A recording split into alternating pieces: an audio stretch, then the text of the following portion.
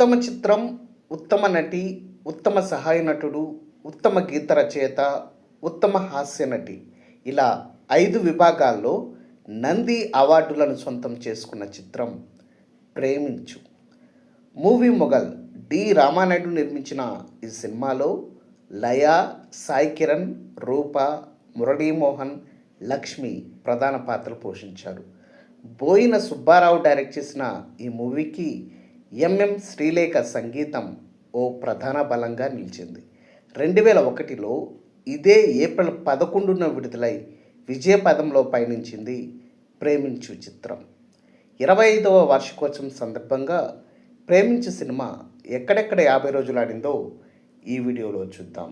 Official paper ad ప్రకారం 'ప్రేమించు' 50 రోజుల కేంద్రాలు: Visakhapatnam Geet, Gajuwaka Mohini, Vizianagaram Krishna, Srikakulam Surya Mahal, Rajahmundry Apsara, Kakinada Rukmini, Eluru Ambika, Bhimavaram Kishore, Vijayawada Swarna palace, Guntur Vijaya talkies, Tenali Veda deluxe, Ongole Navabharat, Nellore Kalyani, Tirupati DR Mahal, Anantapur Neelima, Kurnool Bharat, Kadapa Apsara, Hyderabad Shanti, Warangal Laxman, Khammam Raghava.